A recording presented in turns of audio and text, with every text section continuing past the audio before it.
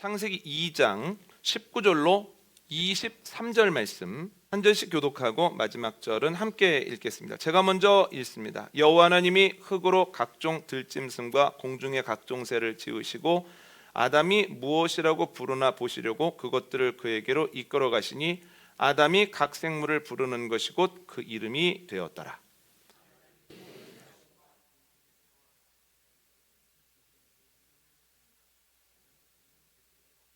여호와 하나님이 아담을 깊이 잠들게 하시니 잠들매 그가 그 갈빗대 하나를 취하고 살로 대신 채우시고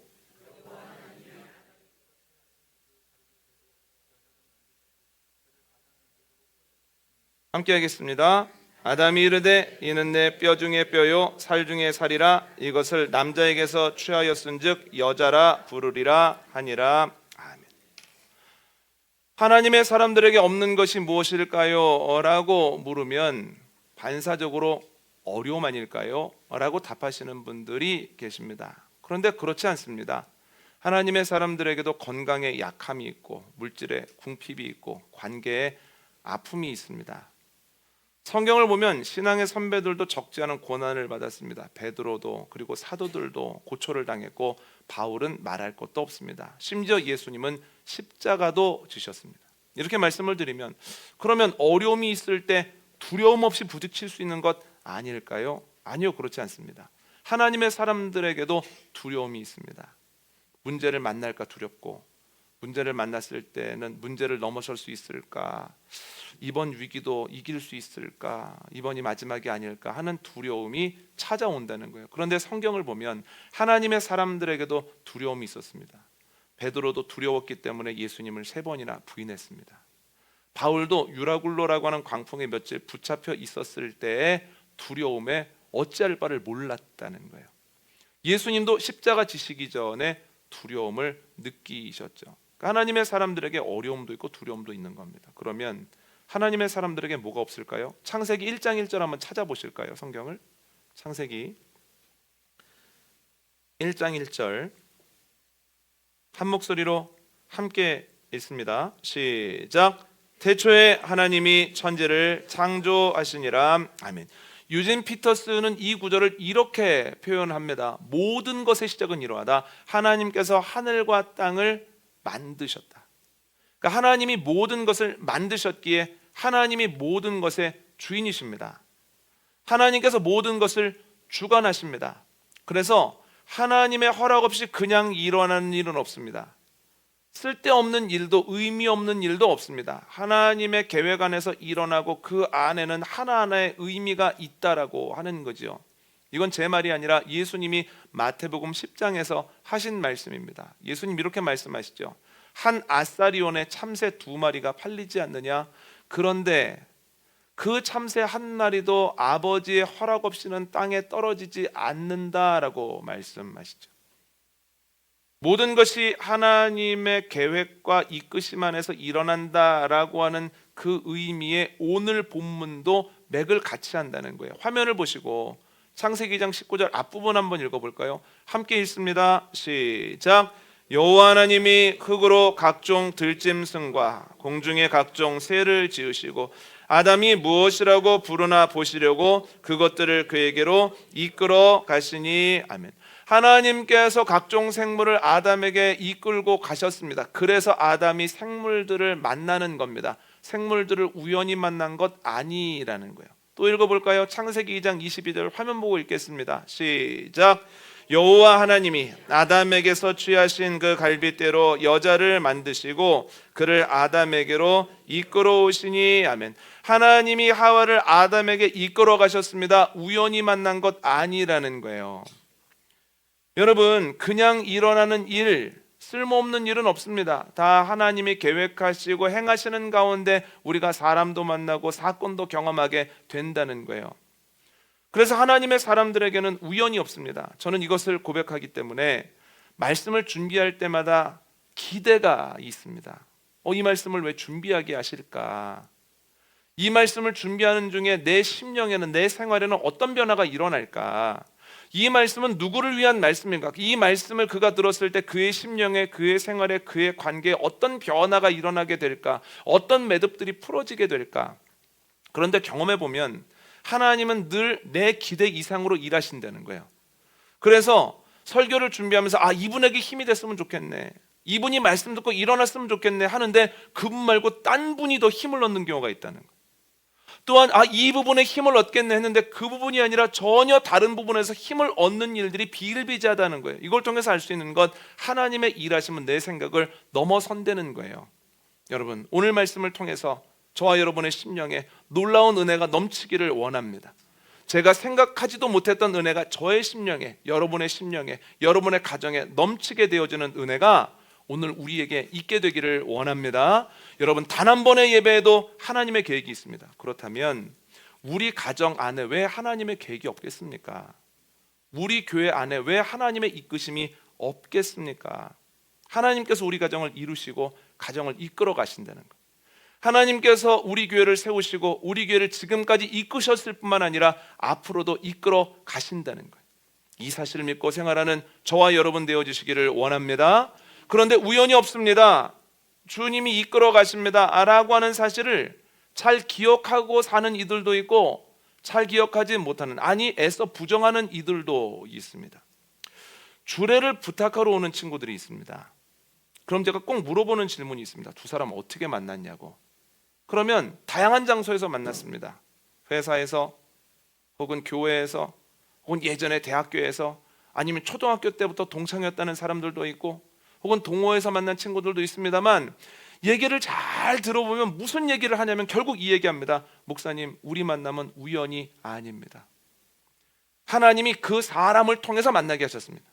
하나님이 그 상황에서 우리를 가깝게 하셨습니다. 우연이 아니란 이야기를 하는 거예요.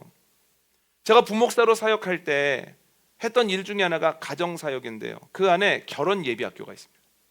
결혼 예비학교에 강의를 하러 가면 중간 쉬는 시간에 강의를 마친 이후에 질문하러 오는 커플이 있거든요. 그러면 결혼을 앞두고 있는 커플들에게 꼭 물어봅니다. 두 사람 어떻게 만났느냐고. 그러면 결론은 여지없습니다. 목사님, 우리 만남은 우연이 아니라는 거예요. 우리가 조금만 먼저 만났거나 조금만 늦게 만났어도 이렇게 결혼 생각까지 안 했다는 거예요. 원래 자기가 선교 갈 게 아니었는데 이상하게 선교 가게 돼서 둘이 가까워지는 밤에 그렇게 됐다는 거예요. 그래서 우리 가정이 이루어지는데 하나님의 계획이 분명하다라고 하는 것을 굉장히 강하게 저에게 어필을 한다는 거예요. 가정사역 중에 조금 다른 성격의 프로그램이 있습니다. 그러니까 결혼한 지 12년 이하 부부들이 들을 수 있는 프로그램인데, 이 프로그램은 내가 가정생활하면서 되게 재미가 없다, 우리 가정이 위기다, 조금 있으면 우리 가정이 굉장히 깨어짐으로 나아갈 수 있겠다 하는 두려움과 힘듦을 가지고 있는 분들이 6주 동안 모여서 말씀 듣고 함께 기도하고 지지해주는 프로그램, 젊은 부부학교라는 프로그램이 있습니다. 근데 오시면 얼굴들이 좀 어두워요. 그늘이 있습니다. 그런데 한쪽만 그늘이 있는 게 아니라 양쪽 다 그늘이 있는 거예요. 한쪽은 밝은데 한쪽이 어둡다, 그것도 문제입니다. 제가 강의를 하다가 꼭 여쭤보거든요. 두 분은 어떻게 만나셨습니까? 그러면 하나님이 만나게 하셨습니다 라고 말하는 분 한 분도 못 봤습니다. 위기 때문에 오신 분들은 그냥 우연히 만났다고 합니다. 그냥 우연히 길에서 만났습니다, 그냥 누가 소개시켜줘서 만났습니다. 그리고 어떤 분은 굉장히 위트 있게 말씀하시거든요. 목사님, 저 사람이 아니면 안 돼라고 생각했던 그 위기를 제가 넘겼어야 되는데 그 위기를 못 넘기는 바람에 참 이런 고통을 당하고 있습니다. 그럼 옆에 있는 분이 아유, 나도 마찬가지야, 나도 속았어, 뭐 이렇게 이러시거든요. 여러분, 그런데 가정만 그런 게 아니라 교회도 그렇습니다. 교회도 처음에 오실 때는 하나님께서 나를 이 교회에 보내셨다 그러고, 하나님께서 이 교회에 보내셨습니다. 그런데 시간이 지나고 나면 목사님, 교회 생활하는데 이런저런 것들이 힘이 듭니다, 저 떠나야 될까 봐요 그러거든요. 참 이상하지 않습니까? 가정을 이루기 전에는 우연히 만났나 봐, 어쩌다 보니, 그러다가 가정생활을 하는 가운데에서 너무 즐겁고 행복해서 야, 우연이 아니야, 하나님께서 섬세하게 만나게 하시는 거야, 이렇게 고백을 해야 되죠. 교회에도 가지고 있던 기대보다 신앙생활을 하면 할수록 그 기대감에 넘는 만족감을 느끼면서 야, 하나님께서 역시 나에게 이 교회를 허락하시는 거야 라고 고백을 해야 되는데, 예전에는 우연이 아니라고 고백을 했다가 시간이 가면서 가정생활하고 신앙생활하면서 자꾸 우연이 아니라는 사실이 바람에 날아가 버린다라고 하는 거예요. 그 이유가 뭘까요? 나와 가까이 있는 사람이 나와 다르기 때문이에요. 나와 가정을 이루는 사람, 교회를 이루는 사람은 나와 체질이 다릅니다. 식성도 다릅니다. 성향도 다릅니다. 또한 예전에 살았던 가정의 형편이 다릅니다. 그 형편에서 경험했던 것들이 다릅니다. 그래서 각자가 가지고 있는 상식이 달라요. 여러분, 가정 안에서 한 사람은 상식이 있고 한 사람은 상식이 없다 그러면 선악이 분명한 겁니다. 상식 없는 사람이 상식을 가지면 되는 거예요. 상식 모르는 사람을 가르쳐 주면 되는 겁니다. 그런데 문제가 뭐냐면 아내도 상식이 있고 남편도 상식이 있다는 거예요. 그런데 그 상식이 같습니까? 다릅니까? 그 상식이 달라요. 그래서 서로에게 무슨 얘기를 하는 거냐면 내가 당신한테 어려운 거 얘기해 상식적으로만 하라고, 상식적으로만. 그런데 누구 상식대로 하라는 겁니까? 내 상식대로 하라는 거예요.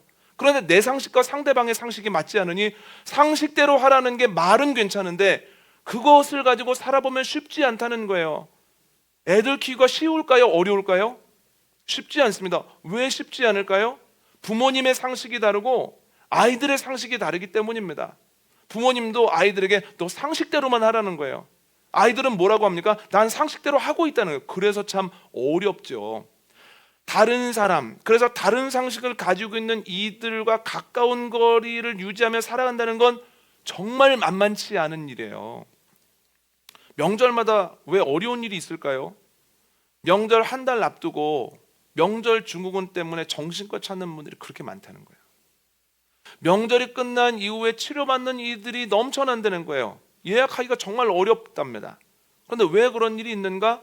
각자가 생각하는 가정이 있는 거예요. 내가 생각하는 가족 구성원의 그 크기, 어디까지가 우리 가족인가? 어디까지가 명절에 만나야 되는가? 그러면 그 가족끼리는 어느 정도 끈끈함을 유지할 거냐? 이 가정에 대한 생각, 이 구조나 이 끈끈함에 대한 생각이 다 다르기 때문에 내가 상식적으로 하는 것들이 오히려 명절에 탁 하고 드러나면서 부딪히게 된다라고 하는 거죠. 다르다는 건 참 어려운 겁니다. 힘든 거기도 하고. 교회도 마찬가지입니다. 교회에서는 상식이 다르다 이 표현이 아니라 교회에서는 보통 사람이 가지고 있는 하나님의 형상은 내가 어렸을 때부터 하고 있는 어머니 아버지와의 관계에서 결정이 많이 되거든요. 하나님의 표상이. 그래서 부모님과의 관계가 다르기 때문에 사람들마다 가지고 있는 하나님의 그 표상이 달라요. 그런데 거기에 더해서 내가 처음 신앙생활하고 지금까지 오는 동안에 어떤 신앙적 교육을 받았느냐에 따라서 하나님에 대한 표상, 하나님에 대한 생각, 하나님에 대한 여러 가지 결론들이 다양할 수밖에 없는 겁니다. 그래서 똑같이 하나님의 뜻이라고 이야기를 하는데 내 하나님의 뜻이 다르고 그 사람이 생각하는 하나님의 뜻이 다른 거예요. 그래서 교회에서 하나님의 뜻대로 합시다 라고 하면 너무 좋은 날이죠. 아멘 하는데 그럼 이제부터 하나님의 뜻대로 해보자고 구체적으로 얘기하려면 그때부터 어려운 일이 있다는 거예요. 그래서 이런 말이 있잖아요. 악마는 디테일에 있다고. 큰 틀에서는 다 괜찮은 것 같은데 그럼 실제로 해보자고 하면 이게 만만치 않게 어렵다라고 하는 거예요. 여러분, 그런데 더 큰 문제가 뭐냐면 나의 상식과 그 사람의 상식이 다르고 내 하나님의 뜻과 그 사람의 하나님의 뜻이 다른데 이게 시간이 흐른다고 해서 이게 좋아지지 않는 거예요. 점처럼 그냥 다른 사람들은 쭉 그냥 다르게 가는 거예요. 그래서 외국에서는 이런 책도 나왔더라고요. 여러분들 잘 아시는 제목인데요. 화면을 보시면 화성에서 온 남자, 금성에서 온 여자 이런 책이 나왔거든요. 여러분 제목은 다 알고 계시잖아요. 그런데 이건 내용도 좋지만 제목이 절반 이상 했습니다. 제목이 뭐라고 얘기를 합니까? 그 사람을 외계인이라고 생각해라. 그러면 편하다 이거 아닙니까? 그럼 외계인은 함께 지내는 시간이 길면 길수록 서로 비슷해집니까? 아니면 계속 연연히 다르게 갑니까? 다르게 간다는 거예요. 이게 뭐냐면 다른 것 때문에 어려울 뿐 아니라 그게 시간이 간다고 해서 자연적으로 해결이 안 된다는 거예요. 그런데 하나님도 이 얘기 그대로 하셨거든요. 창세기 2장에서 창세기 2장 7절을 보면 하나님께서 무엇으로 아담을 만드십니까? 흙으로 만드시죠. 흙으로 빚으신 이후에 코에 생기를 넣어주셨을 때 생명이 되죠. 그러면 하와는 뭘로 만드십니까? 아담의 뼈로 만드시죠. 그러니까 하나는 흙에서부터 왔고 하나는 뼈로부터 왔다는 거예요. 왜 갈비뼈나라고 생각하기 이전에 우리가 먼저 알아야 되는 게 뭐냐면, 내 옆에 있는 사람은 태생부터 나와 똑같습니까? 다릅니까? 완전히 다른 존재라는 거예요. 이것이 힘들게 느껴질 수밖에는 없죠. 정리하자면, 나와 가까이 있는 가정생활하고 신앙생활하고 직장생활하는 사람들, 나와 다른 사람들, 서로 상식이 다르고 기준이 다르고 하나님의 뜻이 다릅니다. 그래서 함께 한다는 건 굉장히 어려운 일이에요. 그것이 시간이 간다고 해서 줄어들지 않는다는 거예요. 그러면 가까이 있는 사람으로 인해서 계속해서 마음에 힘듦이 있는데, 그 상황에서 하나님이 우리를 만나게 하셨습니다 라는 말이 잘 안 나오죠. 그래서 자꾸만 우연이라고 생각하게 되는 거예요. 또 하나 말씀을 드리자면, 어렸을 때는 이렇게 하면 될 것 같고 저렇게 하면 될 것 같습니다만, 살아보면 뜻대로 됩니까? 안 됩니까? 뜻대로 안 됩니다. 제가 예전에 부목사로 사역했던 교회 담임 목사님이 여러 책을 쓰셨는데, 그 중에 제 마음에 쏙 드는 책이 있는데, 그 제목이 뭐냐면 내 마음대로 안 되는 내 인생이에요. 저는 그 제목을 보면서 가슴이 떨리더라고요. 나만 그런 게 아니구나, 다 똑같구나. 살면서 시간이 가면서 내 마음대로 안 되는 내 인생을 자꾸만 경험하게 되거든요.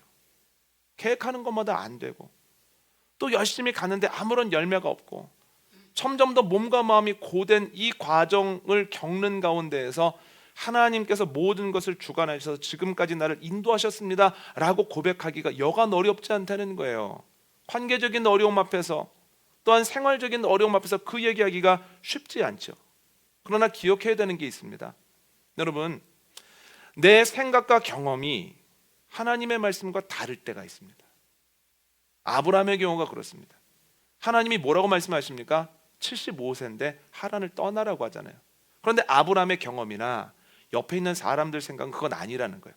75세는 떠날 때가 아니라 정착할 때라는 거예요. 그런데 아브라함이 뭘 붙잡습니까? 떠나라는 하나님의 말씀을 붙잡죠. 말씀과 사람의 말이나 내 경험이 다를 때 말씀을 붙드는 걸 뭐라고 합니까? 믿음이라고 합니다. 그래서 우리는 아브라함을 믿음의 조상이라고 하죠. 우리가 살아가는 삶의 모습이 내 경험이나 내 생각 그리고 말씀이 다를 때 우리는 뭘 붙잡아야 됩니까? 말씀을 붙잡아야 되는 거예요. 이게 믿음의 사람들이 해야 되는 일이고, 그래야 믿음의 사람이라는 거예요. 우리가 경험하기에는 우연인 것 같고 불규칙한 일들이 가득한 것 같은데, 하나님께서 창세기 1장부터 우연은 없어, 내가 너 이끌고 있어, 앞으로도 이끌 거야 라고 말씀하시죠. 우리는 뭘 붙잡아야 되겠습니까? 말씀 붙잡아야 된다는 거예요. 그러면 말씀을 붙잡기 위해서는 우리가 다름을 이해해야 되는데, 저는 다름을 두 가지로 정리를 해봤습니다. 첫 번째는 뭐냐면, 다름은 은혜라는 거예요. 은혜. 따라해볼까요? 다름은 은혜다. 다름은 은혜다. 지난주에 폴 투르니에가 했던 말을 소개해드렸습니다. 사람이 혼자 할 수 없는 것이 두 가지가 있는데, 첫 번째는 결혼이고 다른 하나는 기독교인이 되는 거다. 그러니까 하나님께서 사람과 사람을 만나게 하시고 그 과정 가운데 여러 가지 일을 경험케 하시는 가운데에서 사람이 자라나게도 하시고 하나님을 닮아가게도 하신다는 거예요. 그냥 말씀만 들어서는, 성경 공부만 해서는 절대로 성숙하고 절대로 자라날 수 없다라고 하는 거죠. 그런데 그때 주님께서 많이 사용하시는 도구가 바로 다름이라는 거예요. 다른 사람들을 만나는 가운데서 나에 대해서 생각하고, 다름을 가지고 있는 사람들과 관계하는 가운데에서 또 여러 가지로 자라난다는 거예요. 몇 년 전에요, 군대 간 아이들이 스마트폰을 쓸 수 있다는 이야기를 듣고 깜짝 놀랐습니다. 그러니까 제가 군대 갔다 온 것이 꽤 오래전이기는 합니다만, 갑자기 스마트폰을 쓸 수 있다는 이야기를 듣는데, 제가 어머니 아버지에게 그리고 여자친구에게 전화하려고 공중전화의 줄을 길게 서 있던 기억이 나는 거예요. 그런데 요즘 아이들은 스마트폰을 쓸 수 있다고 해서 맨 처음에는 군대에서 스마트폰을 쓰면 어떡하나 하는 생각을 가지고 있었는데, 가만히 생각해 보니 이것이 다름 아닌 본전 생각이더라고요. 나는 못 썼는데 얘들은 왜 써? 이런 생각이 있는 거죠. 그런데 얼마 뒤에 연구 결과를 보게 됐습니다. 아이들이 스마트폰을 쓰게 된 이후부터 군내에서 사고가 현격하게 줄었다는 거예요. 사고가 언제 나냐면, 일과가 다 끝나고 또한 자유시간이 생겼을 때 고참이 후임들을 괴롭히거나, 또 후임들이 고참에게 여러 가지 반발을 하는 가운데 폭력도 일어나고 여러 가지 안타까운 사건도 일어나는데, 스마트폰을 쓰게 했더니 아이들 괴롭히고자 하는 본성보다 스마트폰을 보고자 하는 마음이 더 크다는 거예요. 그래서 괴롭힘의 시간이 현격하게 줄었다는 거예요. 그리고 후임들도 마찬가지입니다. 그래서 서로 때리고 서로 맞고 이런 시간이 현격하게 사라져버리고 서로 스마트폰을 본다는 거예요. 힘들 때 아이들이 위로를 받는다는 거예요. 얼마나 좋습니까? 줄 서지 않고 부모님에게도 전화하고 애인에게도 전화할 수 있으니 얼마나 좋습니까? 그런데 요즘 이제 저희 교회 아이들 그 부모님들이 아이들이 군대 갔을 때 얘기를 해주시거든요. 그런데 제가 지난달에 깜짝 놀란 게 뭐냐면 모든 부대가 그런 건 아닙니다만 한 60-70% 정도 되는 부대가 주말에는 아침을 선택적으로 먹는답니다. 먹을 수도 있고 안 먹을 수도 있다는 거예요. 그러면 안 먹는다는 게 무슨 뜻이냐? 기상시간이 주말에는 9시 반에서 10시 사이인 부대가 많다는 거예요. 그래서 9시 반, 10시 사이에 일어나서 브런치를 먹는답니다. 소위 점저를. 그래서 제가 또 그 얘기를 딱 듣는 순간 갑자기 저도 죄인이기 때문에 본전 생각이 나는 거예요. 나 때는 안 그랬는데 참 좋겠다. 그런데 생각해 보니 우리 아이들도 꼭 군대를 갈 테고 제 아들도 몇 년 있으면 군대 갈 생각을 하니 그래 잘 됐다 이런 생각을 하게 됐습니다. 그런데 여러분 문제가 있습니다.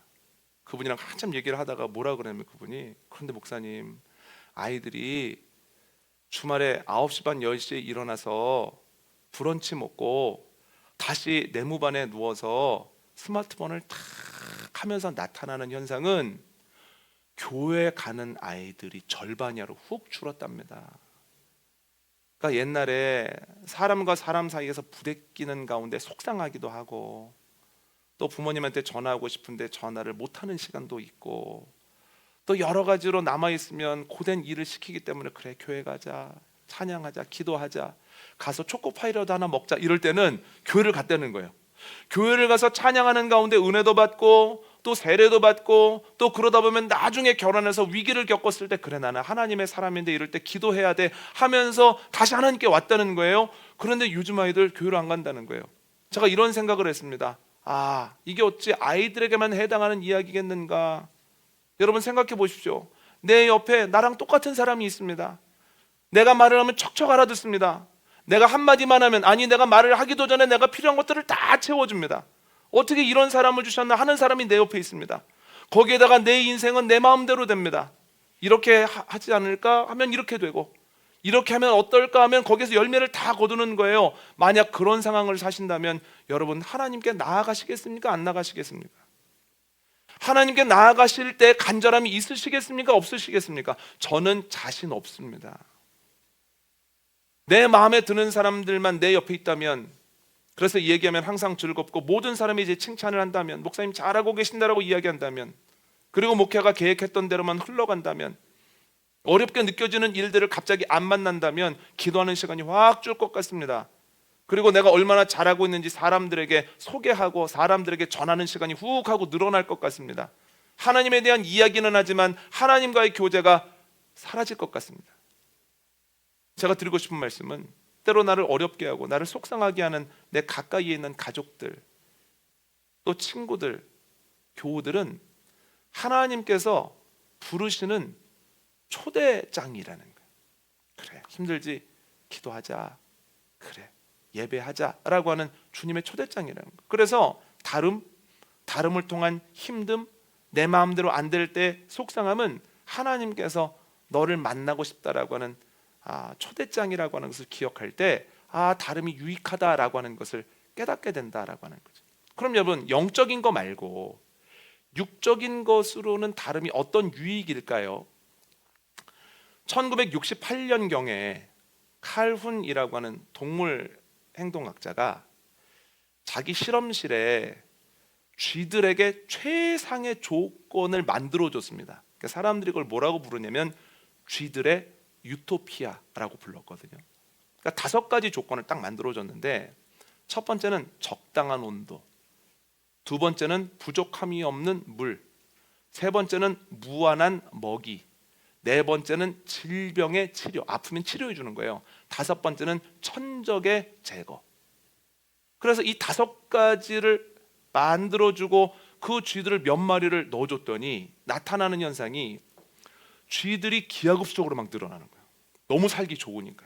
온도도 적당하고 물도 마시고 싶을 때마다 마시고 먹이는 언제든지 넘쳐나고 아프면 고쳐주고 그리고 자신을 두렵게 하는 천적은 사라졌고 너무 좋죠. 그런데 점점 숫자가 늘어나다가 갑자기 어느 순간이 되니까 개체가 안 늘어나는 거예요. 그리고 가만히 관찰을 해봤더니 어느 개체 이상이 돼서 너무 살기 좋은데 바글바글해지니까 그때부터 쥐들이 공격성을 보이더라는 거예요. 서로 공격을 하기 시작하고 그 다음에 보이는 게 뭐냐면 자기 새끼를 안 돌봅니다.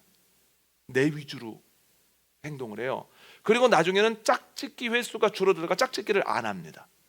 공격성의 증가, 또한 자녀에 대한 노력 부족, 짝짓기 횟수의 감소, 사라짐 하다가 그 뒤에 나타나는 현상이 뭐냐면 쥐들 중에 이상 행동을 보이는 그룹이 생겼는데 어떤 그룹은 아무 일도 안 합니다.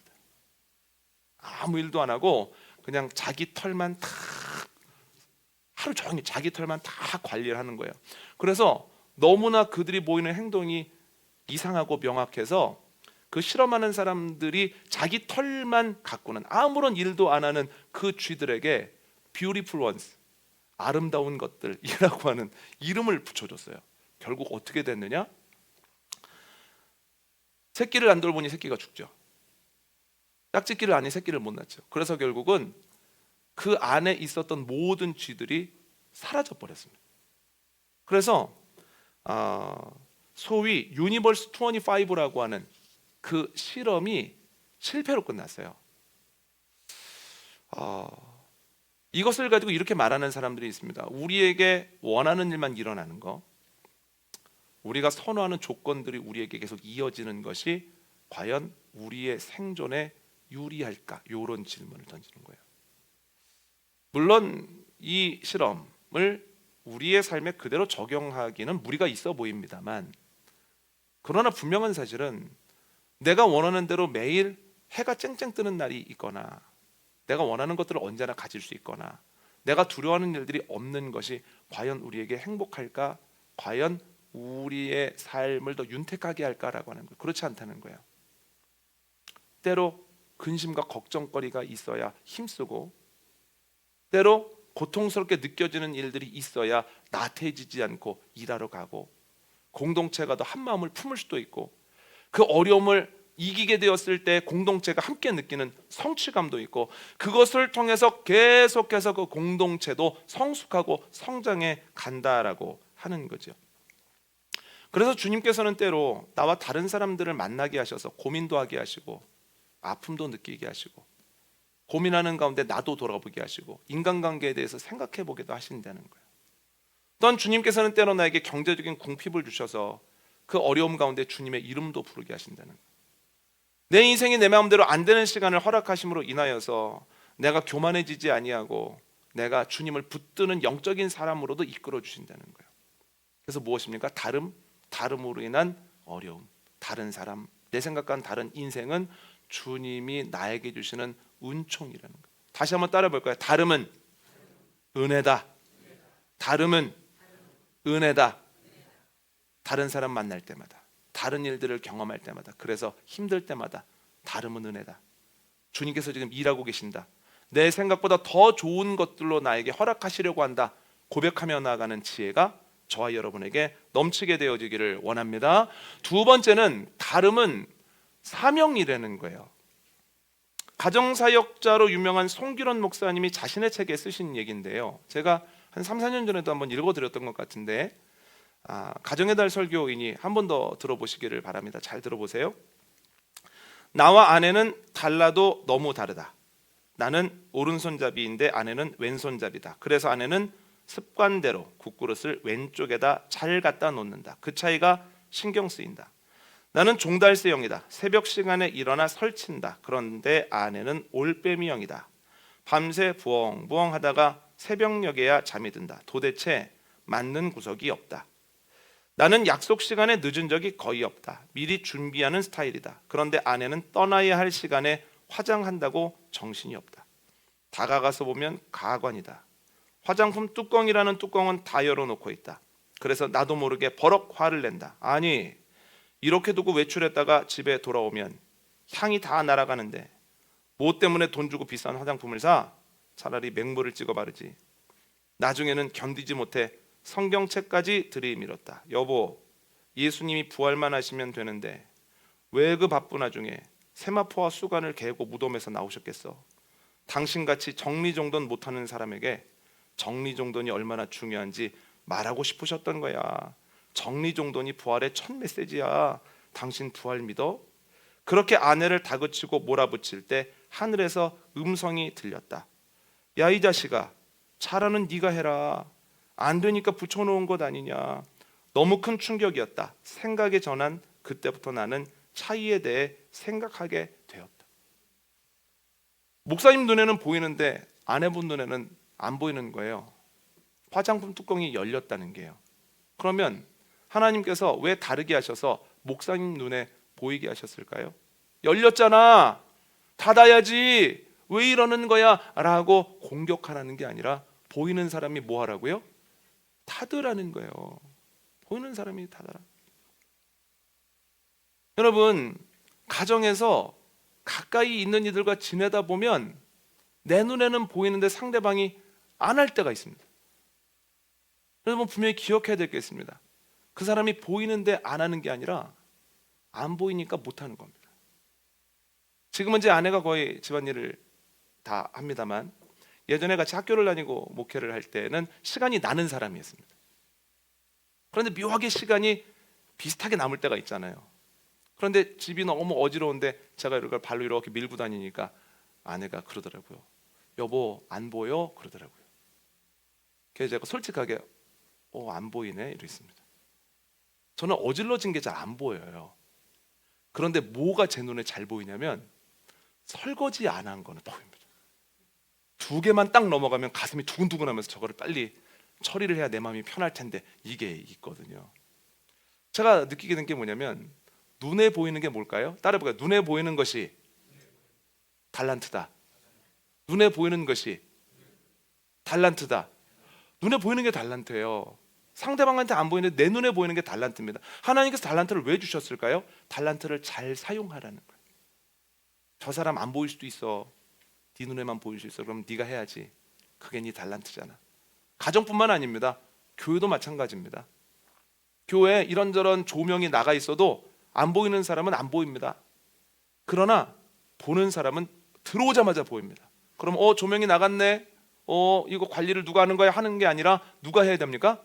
보이는 사람이 해야 된다는 거예요. 보이는 게 뭐라고요? 달란트라고요. 여러분, 주님께서 다르게 하시고 내 눈에 보이게 하시고 다른 사람이 느끼지 못하는 것들을 느끼게 하셨을 때는 뭐 하라는 얘기입니까? 그 달란트를 가지고 가정에서 일하라는 거예요. 그 달란트를 가지고 교회에서 힘쓰라는 거예요. 여러분, 그래서 다름이라고 하는 건 사명입니다. 따라해볼까요? 다름은 사명이다. 다름은 사명이다. 이 사실을 기억하고 다름을 잘 받아들이고 오히려 그곳으로 주님께 영광을 돌리는 저와 여러분 되어주시기를 원합니다. 오늘 말씀 정리합니다. 하나님께서 계획을 가지고 가정도 직장도 교회도 이루시는데 우리가 자꾸 그 사실을 잊어버립니다. 아니요, 그걸 머리로 알아도 인정하기가 쉽지 않습니다. 왜냐하면 살아보면 쉽지 않거든요. 그 사람과 있다는 것, 인생 살아보면 만만치 않거든요. 그래도 우리가 붙잡아야 될 건 말씀입니다. 그게 믿음입니다. 그래서 다름을 어떻게 이해해야 되는가? 첫 번째, 다름은 은혜라는 거예요. 하나님께서 다름을 통해서 나를 키워가시고 우리 공동체를 이끌어 가신다는 거예요. 두 번째는 다름은 사명입니다. 다른 사람은 못 보는데 내가 보는 것, 내 달란트고 내가 해야 되는 일이라는 거예요.